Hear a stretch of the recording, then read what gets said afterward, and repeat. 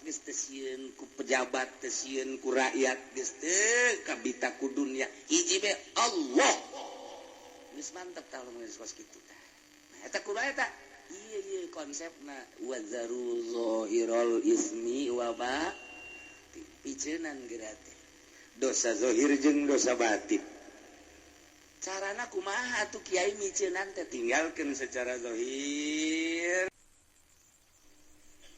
saparantosna Gusti Allah nyaritakeun tentang dosa-dosa dosa teh aya dosa gede kabair ngaranna zina mabok ngabunuh eta nu geus kitu ngaranna kabair aya deui dosa teh dosa sogoir neule awewe noel awewe eta mah sogoir tanu kos kitu geus dijelaskeun ku Gusti Allah tentang dosa-dosa baik anu kabair maupun anu sogoir wari instruksi ti Gusti Allah ade kudu dipatuhi ku urang kudu di tengah-tengah kurang supaya kurang aman tina larangan-larangan aman kurang tina bebendu Allah subhanahu wa ta'ala cik Gusti Allah wazarullahirul ismi wa batinah wallahu alamu bimaradi wazaru jeung tinggalkeun ku anjeun utruku tegese taringgalkeun ku anjeun zahirul ismi wa batinah dosa-dosa nu zahir dosa-dosa nu batin dosa zahir teh ane alaniyatahu dosa anu ngedeng kadeuleu ku mata berarti dosa-dosa jasad dosa nu patalina kana awak zahir kadeuleu ku urang nomor kedua dosana dosa anu batin nu tersembunyi sir nu aya di jero qalbu jauhan dosa zahir jeung dosa batin teh wajib kudu dijauhan kurang tinggalkeun insyaallah di zaman jahiliyah baheula zinah teh zinah lamun zahir eta dianggap dosa tapi lamun tersembunyi teu kanyahoan eta teh halal di zaman jahiliyah teh boga aturan kos kitu tah lamun ngalakukeun zina jelas-jelasan kadeuleu kanyahoan ieu kena sanksi hukum haram tetep di zaman jahiliyah ge aya haram halal aya sebab baheulana aya hukum yakni kitab Injil nu diturunkeun ka Kangjeng Nabi Isa alaihis salam setelah kabelah dia 500 tahun lenyap ditarif punyana 500 tahun ka dieu seakan hukum sadaek-daek bae sanajan aya eta hukum teh teu dipaelu ku jelema teh saat eta teh turunlah Kangjeng Nabi urang Kangjeng Nabi Muhammad sallallahu alaihi wasallam dibere wahyu Al-Qur'anul Karim iyalah teu beda jeung Injil teu beda jeung Taurat teu beda jeung Zabur hiji nauhidkeun ka Gusti Allah hukum-hukumna akur bae zinah baheula haram ku ari ge haram mabok baheula haram ku ari ge haram terus akur-akur bae adapun aya perbedaan-perbedaan jeung Injil jeung Taurat ku ari perlu dikoreksi coba Injilna tahrif apaan teu coba Tauratna tahrif apaan teu ja anu nurunkeun hukumna nurunkeun kitabna Allah kene kecuali bangsa puru-puru nu sautak saeutik nya mungkin aya beda ngan mayoritas nama aku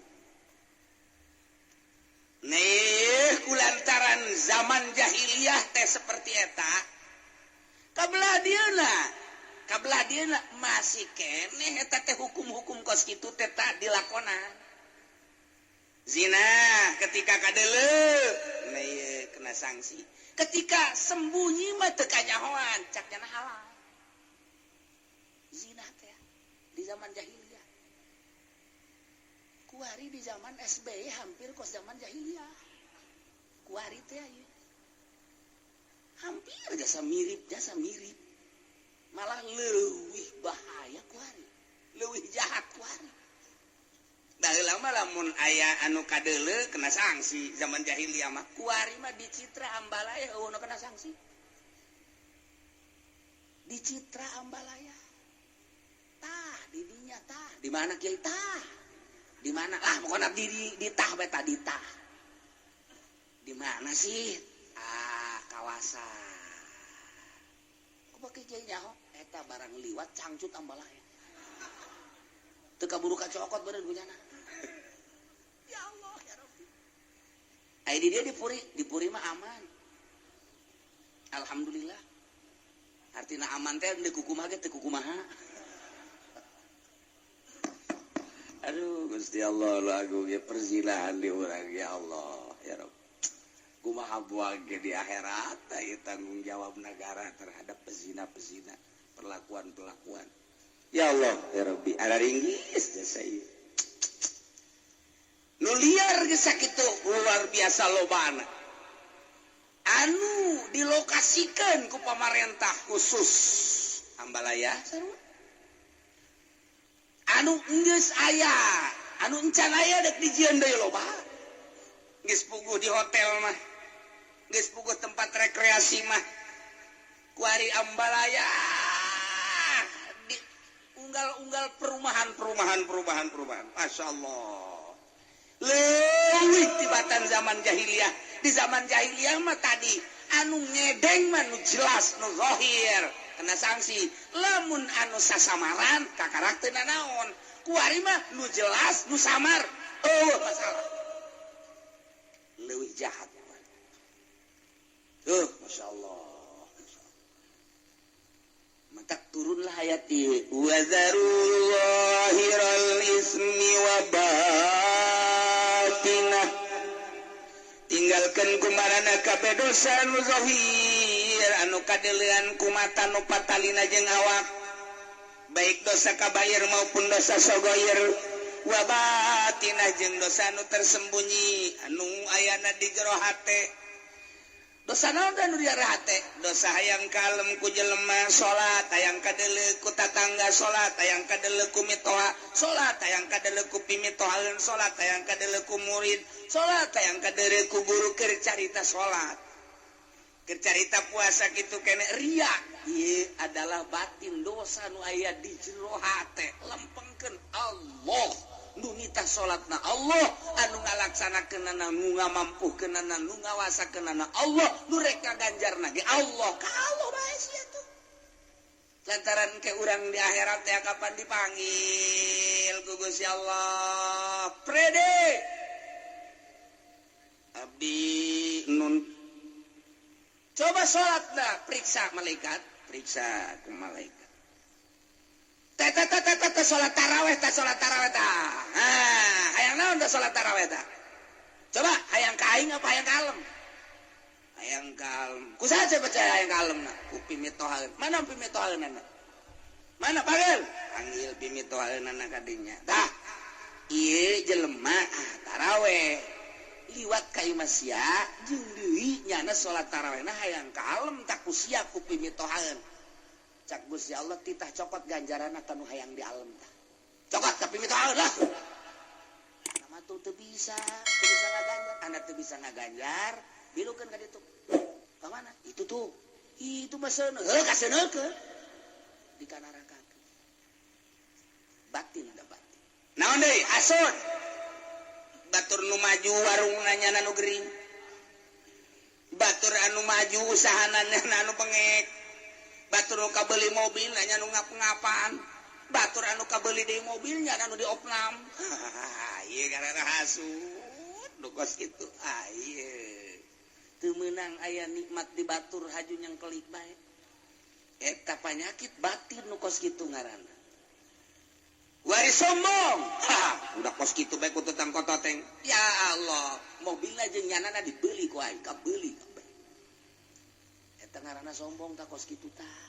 Bisa naon si sia teh aing ngadu jeung aing sombong ngaranna. Bukan naon si sia hayu jeung aing sombong ngaranna.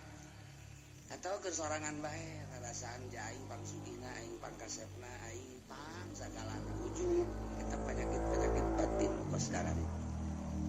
tinggalkeun wa zaru zahiral ismi wa batinah.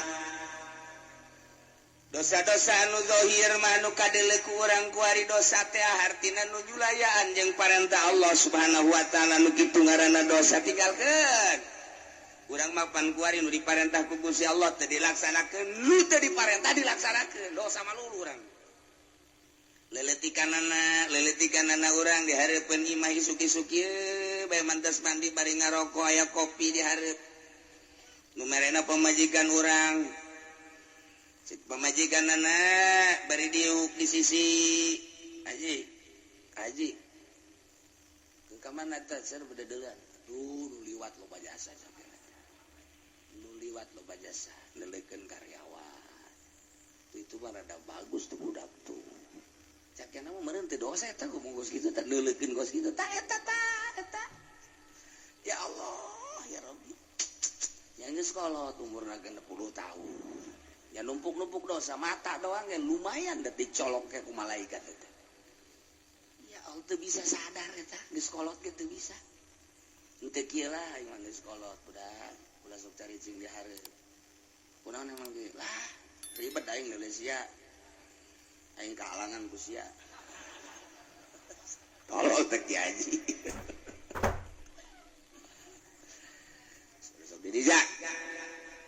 Sok nyian dosa rakas ya mata sia tah geus bae urang kudu nama peureun tinggalkeun geus manggeus bo aing 50 tahun ka tukang deulean bae teu katobatan meureun kumaha geus kuari mah moal deui aing hayang-hayang teuing mah neuleukeun nu di imah bae jadi sia diuk dihareup buka baju nek naon aing hayang neuleuh nu di jalan mending neuleuh nu sia dalah kutang buka. Ih, sok jangan naon lain naon, lain geuleuh sia mahal. Daripada aing geuleukeun batur. Ayo lah. Incu dan geuleukeun di.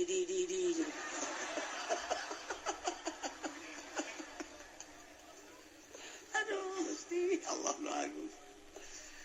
Eta mah halal rek dideuleukeun ge masalah. Ayo nu di jalan mah haram azabiyah. Ulah di urang mah teh hesepan kuari. Di Arab kan rada deres di Arab mah. Sajore-jorena di Arab lantarannya lama pakai borongsong pan ka dieu. Kadang-kadang matana ge atuh teu kadeuleuan kapan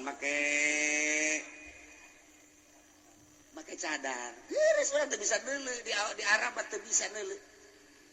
Sejahat-jahat dari Arab pelebah aurat mah tetep mereka tutupan. Coba di urang.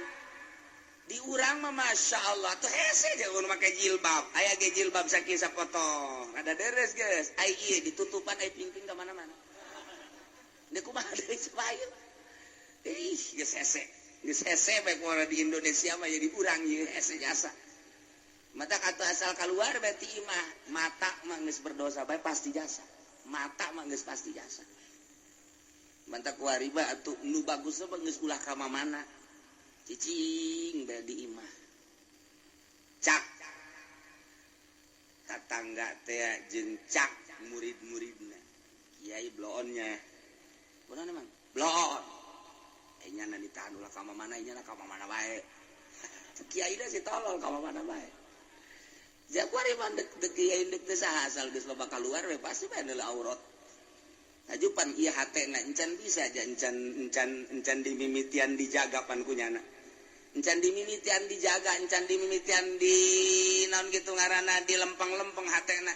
Ai kitu mah nu geus tapakur sering gitu ngabebener hate. Ketika aya berem atawa teu melu rada deres.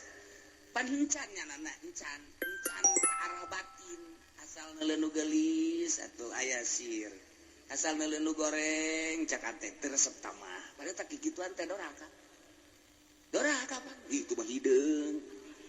Itu mah pendek. Eta doraka pan kos kitu teh. Cak Allah pan eta buatan aing kabeh. Kunaon atuh sia ngagogoreng buatan aing. Lain hayu ku sia disyukuri. Kadanan sia atuh ku syukuran mah ulah-ulah ngomong janjieun teu becus atuh pan sia mah.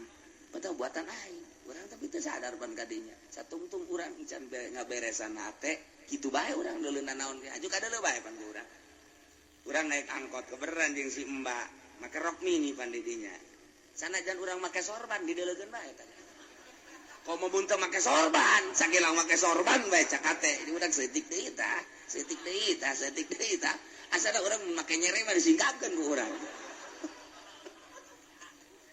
eta kumaha alaqol zahirul ismi zahir dosa lu zahir eta kakarak mata doang masyaallah encan cili encan kabelah ditunah hatu ayeuna mah kitu main catur encan main gaple main remi encan main bola kabelah ditunah encan gegendengan jeung awewe encan kabelah ditunah mah kholwah jeung awewe di kamar kabelah ditunah mah kabair mawan simba zahirul ismi wadar tinggalkeun wa batinah ieu hese mah tarolah nu zahir mah beureun ai ustad teuing mah nyana kajaga ku ka ustadan tad bukan itu resep daek atuh aing mah ai daek mah daek bae kan aing korep ustad pa geus lain ka Allah nyana ge sarua lain ka Allah teh isyarat teh teu meunang Allah berarti teh mah kadeuleu ieu mah lain tuh aing pan ustad budak kumaha cenah lamun aing mah mawa kos kitu eta kos kitu teh geus teu bagus eta jadi nyana teh kahalangan ku ka ustadan lain ku Allah jadi nyana mah sieun geus sieun digorengkeun ku manusia lain ku Allah sanajan kos kitu rada deres belah heuladanna rada deres belah daripada diomong di tak ustad ngeboncengan si mbak aing mah karena Allah lillahi ta'ala Allahu akbar ustad tolol aduh Gusti Allah ya sejasa ya sejasa ya jauhan dosa ya urang ya Allah ieu kakarak dosa zahir doang komo dosa batin mah nu nyaho iwal ti Gusti Allah meureunana ieu dosa urang ria teh ujub teh takabur teh nu mantak itu dipetakeun teh dosa teh di dieu aya latifatul qalbi di dieu teh aya nafsul lawamah al-lawam al-hawa al-makruh al-ujbu al-gibahariyah az-zulmu al-kidbu al-ghaflah nah eta teh nu kudu dipiceunan lalaunan ku urang bari merenung ka Gusti Allah miceunan laom cuad-cawad ka Gusti Allah miceunan hawa miceunan makruh miceunan ujub terus bae ku urang aja ti dieu teh handap ka dieu nafsul ammaratu bisu teh naon ieu teh eusina teh nah al bukhlu al hirsu al hasad al jahlu al kibru as-sahwat al godob eta kudu dibiceuna ieu penyakit batin endeu kumaha miceunanana nya hoge pan encan urang meraktekeunana ge kapan encan nu mantak ketika jol teh urang geus aya tupukar tapakur langsung bae resep jeung teresepan eta mah ngaranna syahwat aing geus bakan ku urang diomean ketika aya nu resep dadamelan Allah daek sih tolol kene we teh kiai blon tapakur ku tapakurna itu bener tapi rada deureun ketika manggian sakit tuh bae mantak atuh sanajan kuku bahagia tetep bae ka Allah boga pikiran kieu atuh nyana-nyana urang-urang lantaran jasa sanajan dideleukeun nyana can pugu daekeun jeung dina daekeunage jaing mah teu maksud kan mantep kan mantep dideleukeun resep eta mah syahwat lah ulah atuh kan urang nangis terus-terusan mikiran tafakur jadi aman ketika orang ngeuleuh di kota nya parutih nya bagus ngalaluis tapi lamun urang ku nafsu mah bagus amat nafsu kan resep amat nafsu kan tapi lamun urang dipikir mah jieu atuh nyana-nyana urang-urang kunaon dideleukeun jasanajan dideleukeun nyana can pugu daekeun di mana dina daekeun ge jaing mah teu maksud naon dideleuh atuh ngadoraka-doraka saha tadi kota nu boga pikiran kos kitu ayo coba ya sabaraha ribu jelema teh ceuli anu kos kitu bae ulah ki haji ulah lain ki haji deh bae lah ki haji na malah mah bagus amat jatuh akur jeung nu di imahnya tolol tak ki haji coba ayo mantap kajar resep ka kota ge ya kota deui lah bukan cuci mata lain cuci mata ngerebakeun mata kita ditinggalkeun wazaru zahirul ismi wa batina Masya Allah yes ya ditinggalkeun di urang mah ye bab aurat bae di Indonesia ye di Indonesia saja di Arab rada deres lah di Arab di Arab mah rada diris rada mentak eta urang hese jasa ketika tawaf satu sisi urang teh dititah tawaf satu sisi urang tawaf teh babarengan jeung awewe tarolah ai ukuran ka sentuh jeung awewe mah urang bisa taklif ka mazhab lain ketika urang teu bisa ngamankeun wudu urang bisa urang taklif ka mazhab Hanafi nu bagus berarti wuduna keneh lantaran eta mah sapaket ngaranna wudu teh jang toab jadi toab jeung wudu sapaket berarti kudu ti wuduna bagi anu ngarti tapi lamun nu teu ngarti wuduna wudu Syafi'i toabna toab Hanafi pembatalanana ja bodoh teh atuh teu naon ja bodoh mah da yang dituduh-tuduh emang bodoh bae bodoh ieu cenah kula mah bodoh nek dibawa ka kuburan bae kieu cenah mah hook tolol bodoh hook teu bisa sapaket mah wudu jeung salat jeung toab sapaket nah kuduna ti wudu heula taklif ka Hanafi kemudian jeung toab namun bisa nah belajar kurang bisa eta mah gampang ketika orang antal jeung awewe gampang tama taklif dia geus ka Hanafi teu batal tapi miceunan resep mah itu budak geulis amat hese aduh itu orang Libanon bangun irungna mancung jasa lain babacaan innal afwa wal afiyah subhanallah walhamdulillah wala ilaha illallah wallahu akbar sholatu wassalamu ala rasulillah sallallahu alaihi wasallam Allahumma inna nas'alukal afwa wal afiyah wal mu'afatad daimah kuduna mah maca eta endan mancung amat irungna bagus tah masyaallah urang mananya KTP-na urang mana suratan gitu nomor HP-na sabaraha tolol tah budak keur toab kapanggih jeung urang India kapanggih jeung Pakistan kapanggih jeung Libanon kapanggih jeung urang Turki urusan toab nama babari pembatalan nama babari miceunan eta tah resep nu hese nah iya satu sisi urang dititah nungguan ulah aya jelema awewe moal aya datang ke irah ge eta kabeneran urang jeung urang takron yang hideung peran hidung jangan nyarombongan bus urang aja ben hideung bau teh budak tentu dawa urang ibadah toab nyarekanan batur malulu sugut bangga hate pan Allah mandelekeun innallaha yanzuru ila suwarikum wa la yanzuru ila qulubikum kumaha anu watak hararese jasa urang hayang khusu jasa toab mantak nu bagus batu tungkul we toab teh urang dari babacaan atau babacaan onam lah teman tadi ditita sapira doa menta tunggus teu kudu atau baca Quran baca sholawat ayo coba deuleu nu toab aya nu kitu jangan malah masuk nutur-nutur saya nutur nah lumayan cek yang teh toab lumayan encan sae aja geus beres urang di masjid yuk baik ye pantitah nelekeun baitullah Allahumma zid hadzal baita tashrifan wa takriman doana terus bae ka doa eta keur teu ngadoa ge geus nelekeun baitullah urang diganjar 20 derajat nelekeun bae gitu sakedeung mah nelekeun kieu aya nu liwat bancung eleh baitullah ku irung urang ieu bam muter ka dieu aya deui nu ti ditu ka dieu muter deui baitullah na teu kadang eta urang hese Masya Allah mata Fudel bin Iyad bangis teu ka masjid Jumat geus itu eta mah bagi jelema nu keur ngabersihan batin ilah huwa zarul ismi wa batin tarolah nu zahir mah meureunanan pangkat ustad pangkat kiai mah rada deureus rada bisa rada encan aya bisa mah rada tapi pelebah batin mah hese jasa ria teh ujub teh anu tadi dicaritakeun teh masyaallah sakitu hesena dua eta tatina latifatul qalbi jeung latifat jeung nafsu latifatun nasi inna nafsala ammaratun bisu esina sakitu tadi nah ieu nu hararese mah kos kitu nah eta teh nu kudu dipiceunan teh urang teh hirup memeh maot supaya miceunan panyakit eta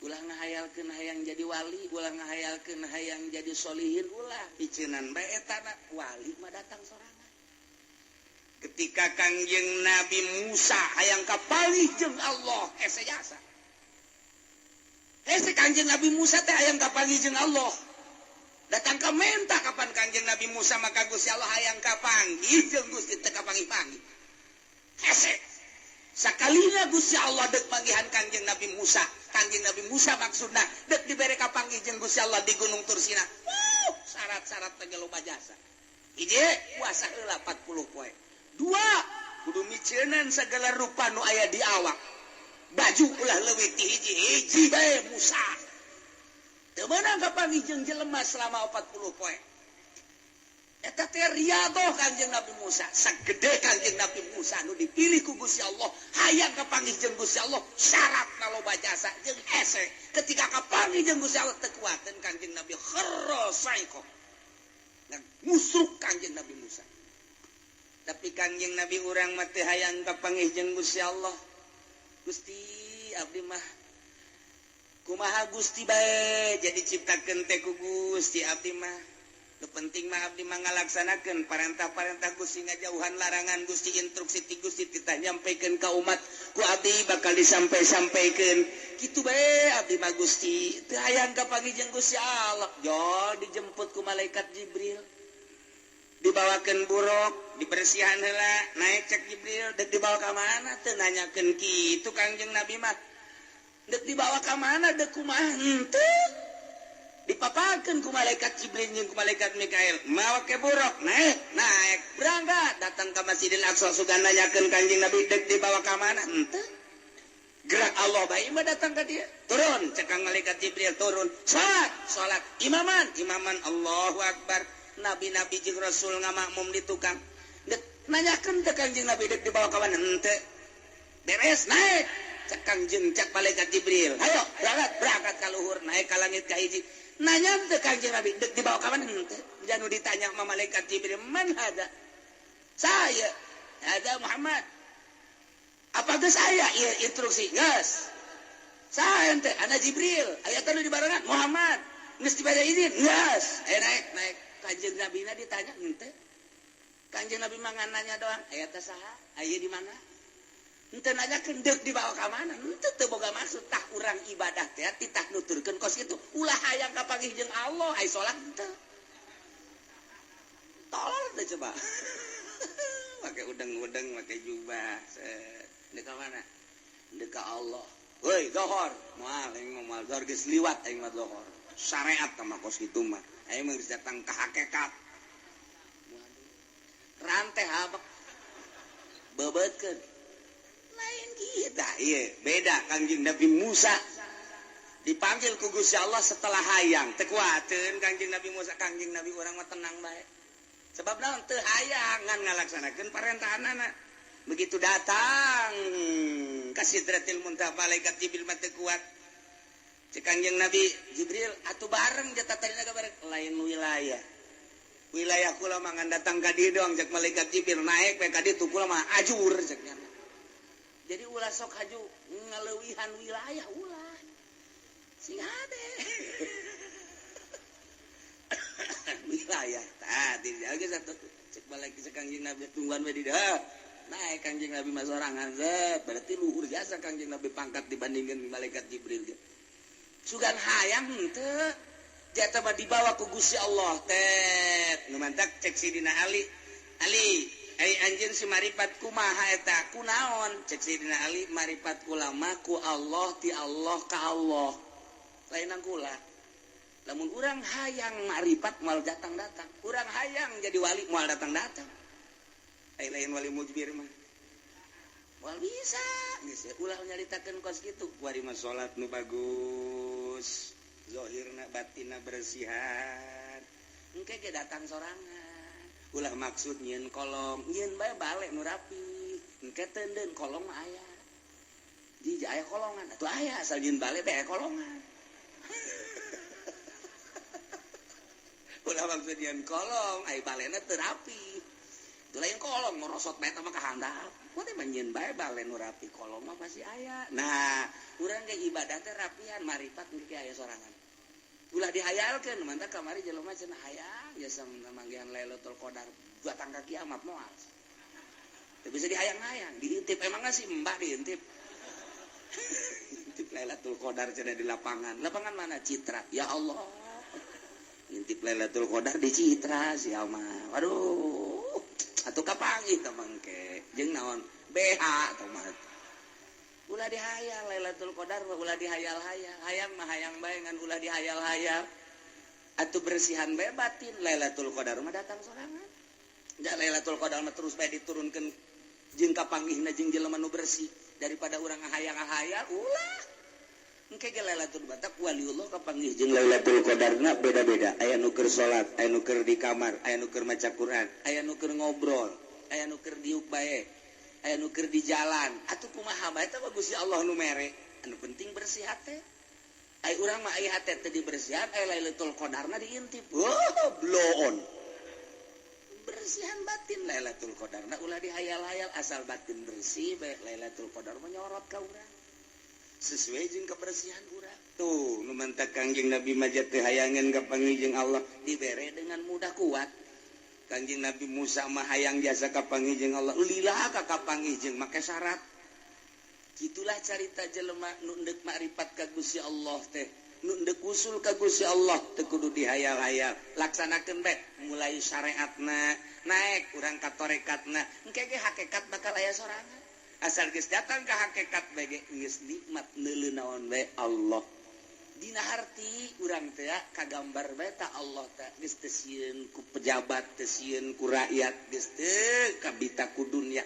hiji bae Allah geus mantep tah mun geus kitu tah nah eta kumaha eta ieu konsepna wazaru zahirul ismi wa batin piceunan geura teh dosa zahir jeung dosa batin carana kumaha tuh kiai miceunan teh tinggalkeun secara zahir istighfaran sungut urang istighfar qalbu urang tobat memantak tobatna per detik tobat bae tobatnya per detik terus-terusan tobat teh sehingga tobat teh jadi makom geus belajar heula tobat engke jadi bisa lamun geus bisa jadi ahli lamun jadi ahli tobat iya dek di mana bae ge ku ari datangna dosa teh ya geus moal bisa lantaran geus ahli tobat geus belajar heula ku ari urang tobat mimiti zahir istighfaran make sungut mata istighfar astagfirullahaladzim tujukeun ka mata astagfirullahaladzim ya Allah abdi hampura Gusti tina dosa mata teh lain nu abdi tapi nu Gusti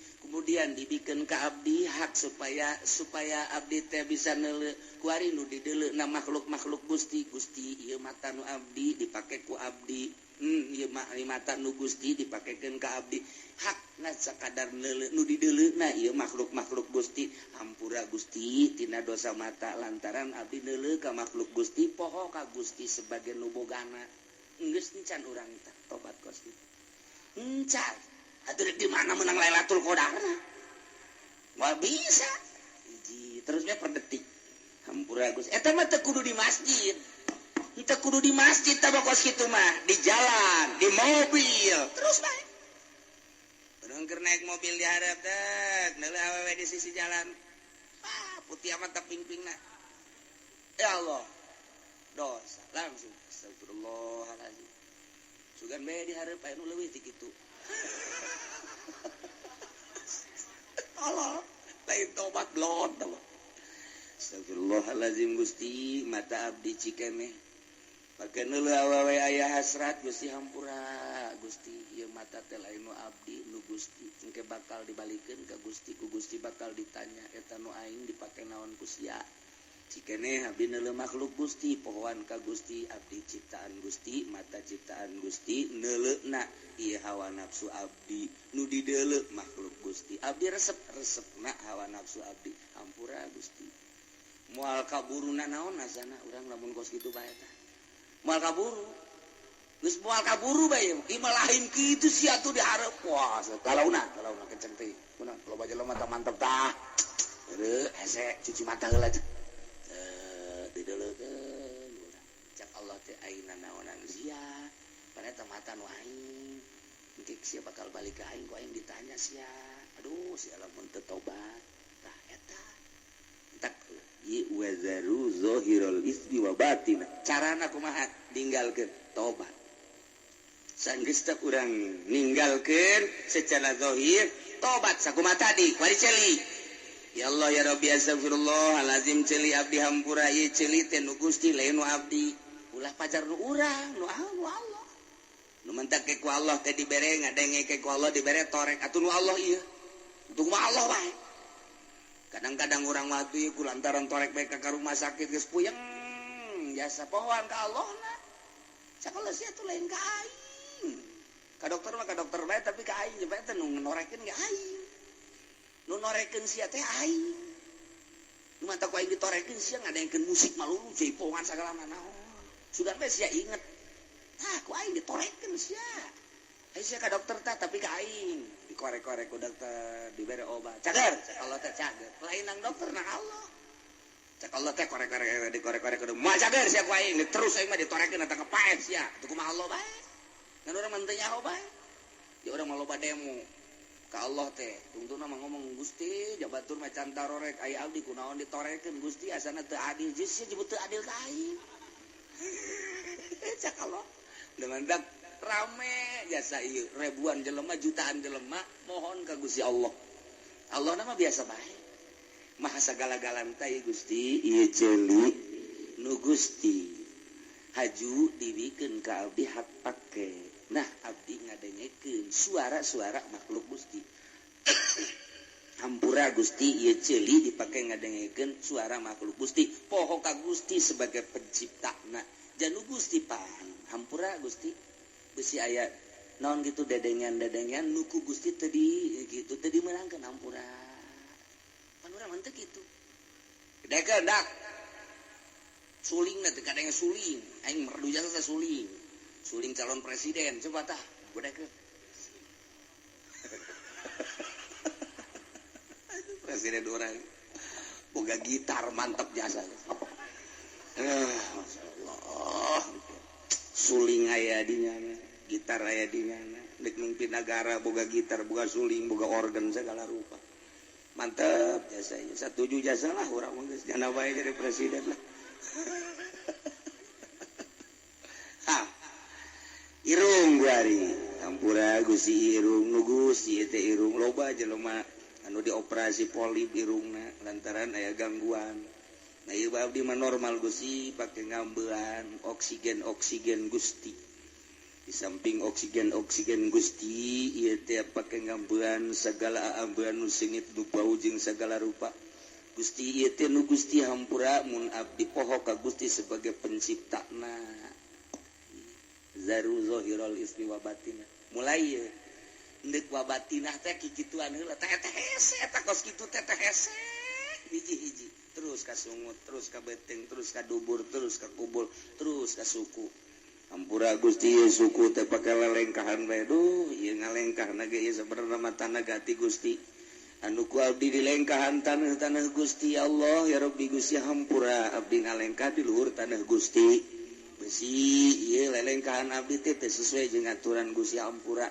tah eta teh lain di masjid keur lempang keur diuk terus bae tah urang belajar ngaranna engke lamun terus-terusan bakalna bisa engke lamun geus bisa urang jadi ahli lamun geus ahli tobat teh jadi makom mulai urang boga makom tobat ngaranna nah di dinya dosa naon bae langsung bae ka istighfaran ku urang tek astagfirullah urang mah aya bae lantaran urang mah lain nabi mah maksum moal aya dosa urang mah jelema biasa aya ngan urang teh dititah tobat tubuh ilallahi taubatan nasuha sehingga tobat teh jadi makom ngeunaheun urang teh kulantaran boga loba tobat terus bae keur lempang keur di mobil keur diuk keur sare gedeg sare terus bae urang mah tobat ka Gusti astagfirullahalazim ingat tadi teh hampura lain deui engke ge salatna ge ngeunaheun geura ge lantaran geus eueuh dosa nu ngahalangan kana ngeunahna salat eta adalah dosa ketika eueuh dosa salat hampang Allahu akbar bismillahirrahmanirrahim sami Allahu akbar ku hampang-hampangna zuhur ge 2 rakaat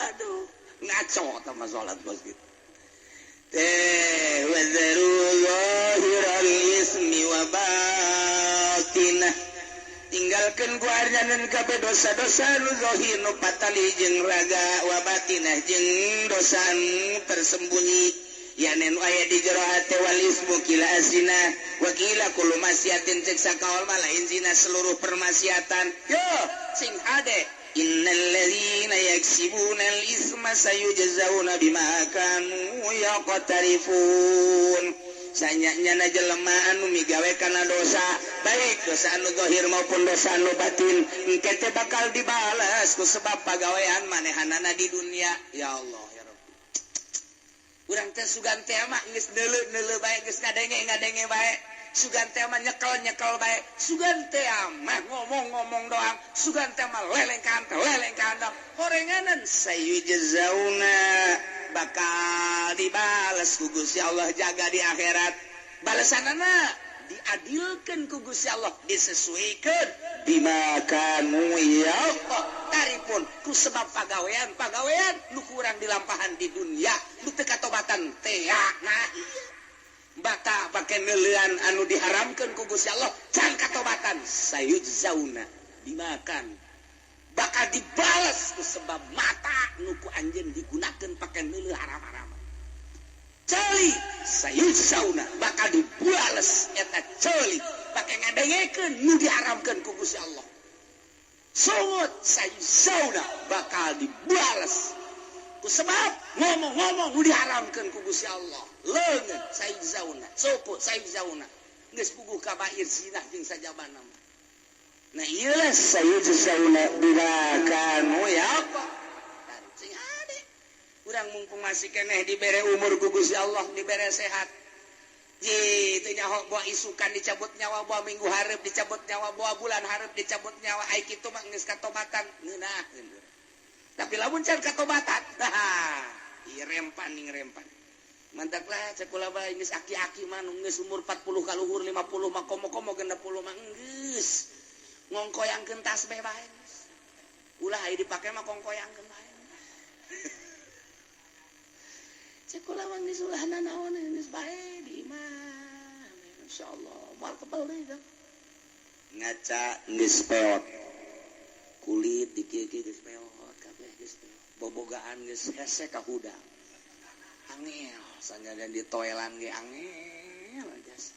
Teu cara keur ngorate jauh kena teng kabelan eta itu banget sih ada yang sare pae berarti teh sebab bobogaan ini sengajakan pae tah iya barang aja guari atuh jaya geus huisan kabeh bahkan huis teh lain di hulu bae barang neuleuh ka handap jaya nu handap ge huisan huis teh geus ka handap-handap berarti kan geus kolot jasa ya Allah ya Rabbi juneuleuh ka pamajikanna naon ini benar nu di handap huisan tuh wah itu tanya-tanya lain cobain lu wah mukos gitu mah lain kudu ditanya pakai si dirina hebat deh tah eta urang geus kosida sadar berarti urang geus kon mani ibadah konsisten urang aya mah geus asal isuk-isuk jam 7 kacai jam 8 tawa jam 9 duha lah jangan semal kebal deui salat duha 8 rakaat usolli sunat 2 rakaat ulah 8 rakaat sekaligus 2 rakaat Allah tenang panggil ke orang anak orang itu kontrakan itu tuh jang sia yung jang sia itu tuh toko-toko tuh jang sia nya geus emang abang dekat mana abang mau kembali lah di sekolah ieu tapi tetap bagi 2 ya ngalaksanakeun store ka aing. Deres sakit tuh geus deres. Ana hirup keneh. Ah, geus jadi geus plong. Geus, patulapatan urusan usia. Sawah. Aing ngadek ibadah bae ka Gusti Allah. Beuh, eta kolot mantep jasad. Hebat jasad sama kolot. Gas, maghrib maca Quran atawa maca sholawat, datang ka Isya, ulah balik di masjid. Sakedeung ti maghrib ka Isya kuat kebalik. Blow on teh si kolot. Oh, acara TV cenah kiai. Eta sih. Papegatan mantang naon jeung TV papegatan. Isin ke lamun dihudangkeun ti kubur, engke TV ti tadi panggul pan isin.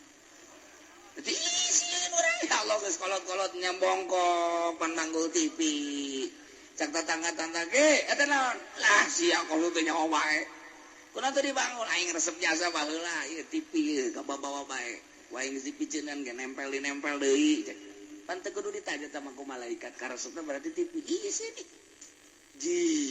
daripada ke di akhirat kurang di bang baluhan TV mending ti kuari pepegatan di TV. Ya Allah ya Rabbi naon ngeunahna Siti baheula nonton sinetron nonton film jeung sajabana jasa kikituna keneh bae. Urang dilalaga kuno kos karari itu atuh maning di ka Allah keun. Geus aing mah kuari. Lah tas magrib moal keluar aing geus. Deuk datang ka Isya. Maca sholawat. Tungkul ngacai. Daripada nonton TV mending ngaca. Saya ngomong dengan HSP lah. Udang-udang jam 12. Bisa tanya dia.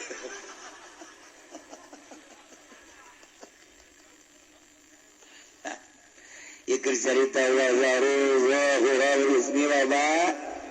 tinggalkan dosa zahir, dosa batin.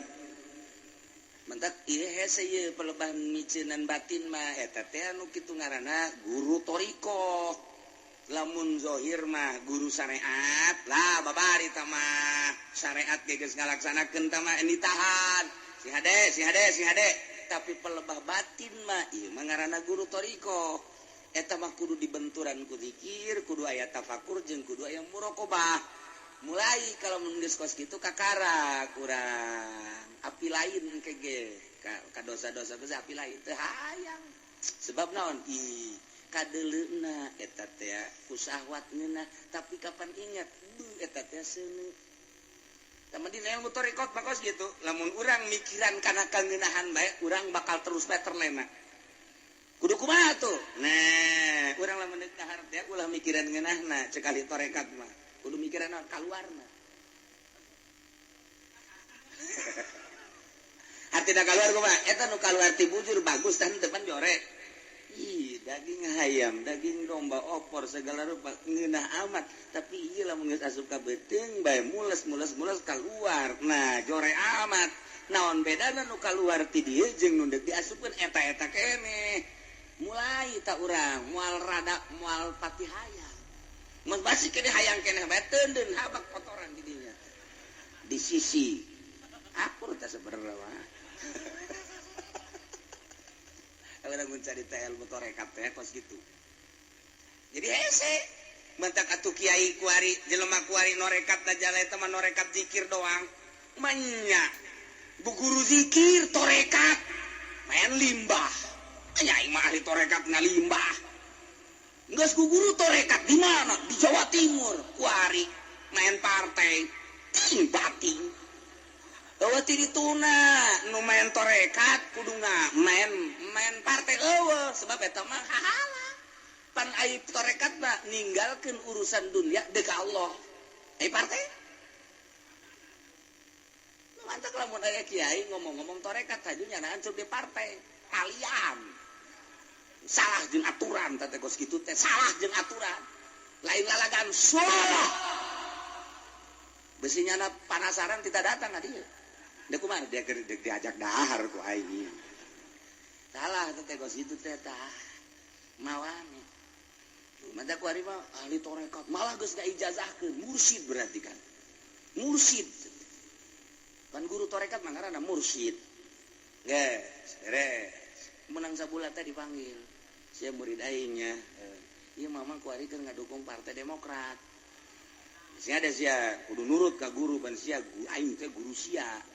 Menang dina tarekat mah teu akur jeung guru awas ya disapa sia kuat kan aing guru tarekat jadi puyang kiai puyang aing mah tuh salah kan guru tarekat teh tampiling mursyid kos gitu lain gitu tentrem malah nganasehatan ulah pati resep teuing ka dunia nya guru tarekat mah kos gitu jadi kita dunia ke mana geun ka dieu geun yang mama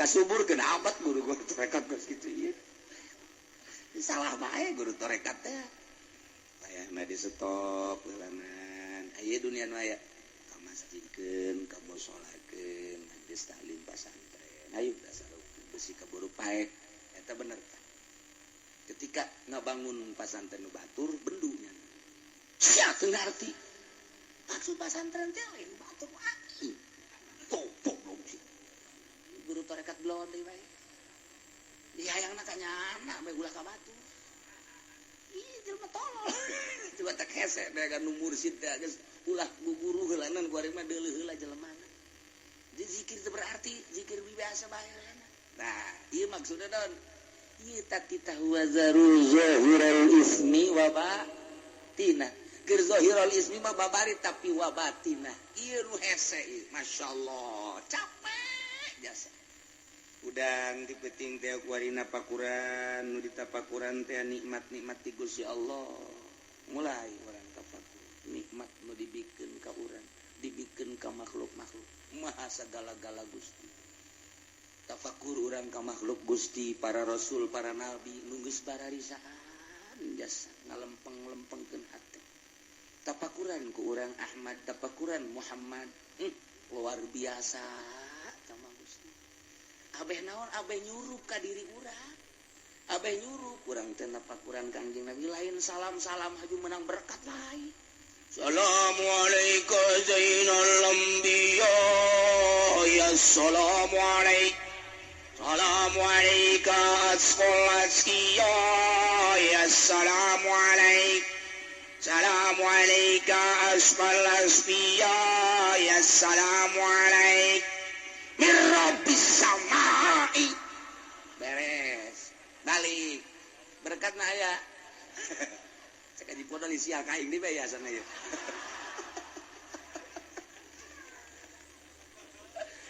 anu dibaca kurang teh tadi assalamualaikum zainal anbiya asfal asfiya boh jelema anu nyaritakeun dicaritakeun kebeningan ati lamun teu ditapakuran bahasa-bahasa eta atuh kaberkat bae lupatna kaberkat bae apa pernah Nabi nyaritakeun berkat ya henteu pan atuh urang nu mamacanyana aju kaberkat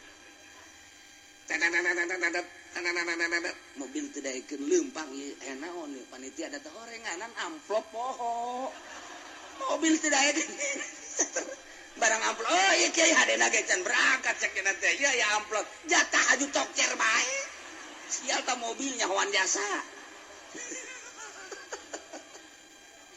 nu dibaca kurang assalamualaikum zainal anbiya assalamualaikum asfal asqiya assalamualaikum asfal asfiya assalamualaikum askal asqiya eta pan maknana pohara jasa mun teu ditapakuran kurang di maknaan doang moal nyurusup ka jero hate tapi ketika kurang ditapakuran tah muraqabah Ahmadiyah muraqabah Muhammadiyah di muraqabahan kurang plong kurang sapeting eta kamulyaan Kangjeng jeung keagungan Kangjeng sifatan-sifatan Kangjeng jeung kebersihan Kangjeng datang ka miraj-miraj Kangjeng sapoting dua peting tilu peting bakal nyulusup ka jero hate urang set leuleus hate urang hayang nurutan Kangjeng Nabi mulai tidinya tet lelengkahan urang teh nuturkeun Kangjeng Nabi set geus mah nyaritakeun berkah starter ge langsung tongjer teh mah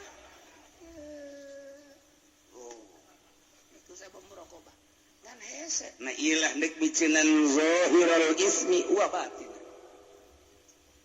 di bulak-balik teh kurang geus sering urang lah ngaji mah ieu tapi ngabersihan praktek coba supaya urang rada beda hirup urang oh renungkeun ku urang merenungkeun nu aya di urang bae heulana ulah pejauh-jauh urang mah jancan guguru urang mah tarekat teh encan merenung mah teu nanaon napakuran beuh eta guru urang abuya tiloka mamana nya nama berarti geus betaheun jasa sorangan aya naon eta di diri nama teu betah sorangan ge nyana di imah sorangan bae gawena naon beusi ke urang nurutan nyana ai nyana mah maca Quran ai urang mah nonton TV beja tanyakeun eta si abuya nyana sorangan bae oh nyana mimiti salat duha aju ngaji terus oke salat terus ke istirahat ke ngaji deui ke salat deui terus kapetingkeun terus baca Quran terus reup sareng terus udang salat deui terus kitu bae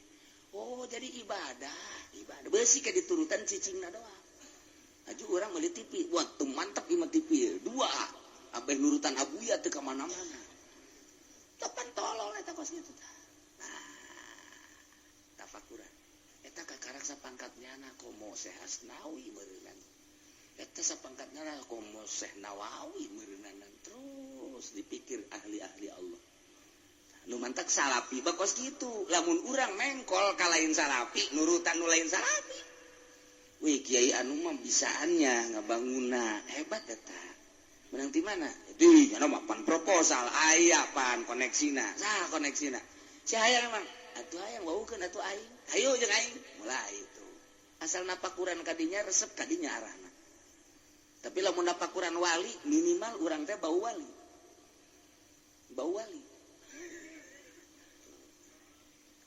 digusar digeser nah iya urang mah keur carita wa zaru zahiral ismi wa batinah urang resep dunia lalaunan moal bisa sekaligus ulah resep kepemimpinan hubur riasa lalaunan heulanan lamun urang resep jadi pamimpin silakan begitu urang nyalateun aing asana jadi imam aing asana jadi imam sebab aing kolot efek henteu sial aja goblok aing udang-udang geus pasang nya kolot teu ditunjuk jadi imam tolol mulai ngomong dak engke-engke deui nyalateun nu kolot itu jadi imam ulah budak tolol sia mah teu nyahoeun meureunana hubur riasa tapi lamun eueuh hubur riasa mah ji atuh keur ditunjuk bae tolong deui keur henteu na bae sapiraha neangan ganjaran jeung sholawat ngerentet deui bae di polisial cenah ka aing deui bae Gusti Allah nu agung. Teh. Eta teh sapira ieu menangan ridho Allah, bebas-bebasan bae. Masya Allah, malah mah aya embung di jero hate teh. Lantaran teu aya resep. Nu mantak lamun teu aya resep malah diangkat. Man tawadhu rafa'ullah. Lamun jelema tawadu diangkat ku Gusti Allah. Gara-gara urang henteu tawadu dibebaskeun ku Gusti Allah. Eta tah micenan hubna tah, micenan hubur riasa. Ketika orang hubur dunia laleupasan bae. Dunia laleupasan bae, ngariung, maksudna dunia ceramah, maksudna dunia silaturahmi, maksudna dunia bergaul, maksudna dunia leupas. Teu ngawujud. Tapi ketika dikaallahkeun, aing mah ka Allah bae, silaturahmi karena Allah, ceramah karena Allah, ngariung karena Allah, kukumpulan karena Allah, dunia nyaremparkeun. Kos kitu dunia mah asal kurang diembung-embung dunia teh nyamperkeun kurang dihayang-hayang dunia mah leupas tah cenah ku aing deuk diembung-embung dunia coba hayang nyaho kumpul henteu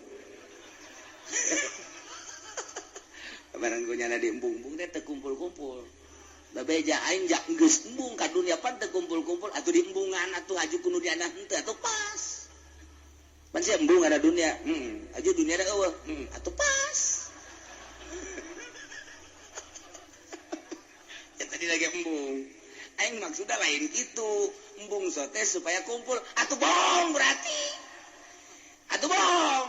tah ieu mah embungna teh bohong atuh Allah ge maha uningan goblok sia cek Allah teh embung ge hayang sebenarnya mah jadi teh jelas embungna nu beneran dunia bakal datang jadi na datang lagi nya mah geus tersebut ieu nya teh cobaan ti Gusti Allah sia bener teh embungna dicoba ku Gusti Allah lamun jelema nu embungna lalagaan dunia teh dieueukeun ketika diayakeun serinyana atuh bohong berarti jadi mah dunia una embung datang dunia dicoba ku Gusti Allah masyaallah mantap sia deh tah ieu nu hese ge tah micenan hubur dunia micenan hubur riasa micenan hubul mahmadah micenan hubul hub ieu keur carita zahirul ismi wa batinah zaru zahirul ismi wa batinah. Masya Allah hese jasa tinggalkan gara dosa nu zahir gampang tapi dosa nu batin iya nu paling hese mati mimiti ria ujub takabur hubul jahubur riasa hubul hubul eta penyakit ngaranna dibawa kurang ke jero kuburan ditanya ku Allah kunaon teh dibersihan nah iyalah kurang ngaji teh ya mulai hese orang ngaji mantap cek Imam Ghazali maca mah babari ngahartikeun babari praktek negara sia hese kajen kukumaha ge ja bener nah innal ladzina sayana jelema yaksibuna lisma anu ngausaha anu ngalaksanakeun dosa